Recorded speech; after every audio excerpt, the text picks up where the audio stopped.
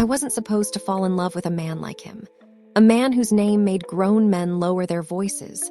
A man whose world was built on blood, loyalty, and silence. But I did. And now, there's no way out. It started on a rainy night in Tokyo. I was just a foreign girl trying to survive, working late shifts, keeping my head down, pretending I didn't notice the danger around me. Until he walked in, the entire room changed. People stopped talking. Eyes dropped. Even the air felt heavier. That was the first time I saw him. He was cold, calm, untouchable, the kind of man you don't look at twice unless you want trouble. Unfortunately for me, I looked, he noticed. Of course he did. Men like him notice everything. Later that night, as I stepped out into the rain, a black car pulled up beside me. The window rolled down slowly. Get in. No introduction.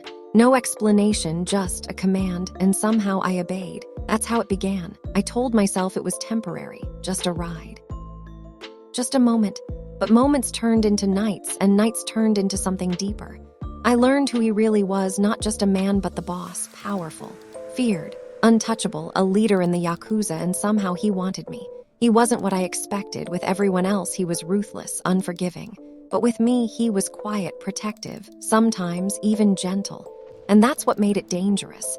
Because I started to forget who he really was, or maybe I just didn't want to remember. Then one night, reality hit me. I heard the gunshot before I saw anything. The chaos, the shouting, the fear. I wasn't part of his world, but I was close enough to feel it. And that's when I realized you don't love a man like him, you survive him. I tried to leave, I really did, packed my things, planned my escape. But before I could walk out that door, he was already there, standing in the shadows, watching.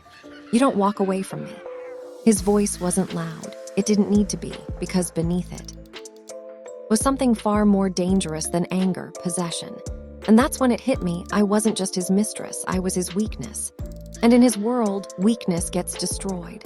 Now, every time I look at him, I don't just see the man I fell for. I see the empire behind him, the enemies watching, the danger closing in. And I know loving him might be the biggest mistake of my life. But here's the truth no one talks about. When you fall for a man like him, you don't get a happy ending. You get a choice.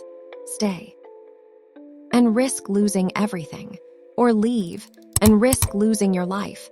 And I still don't know which one is worse.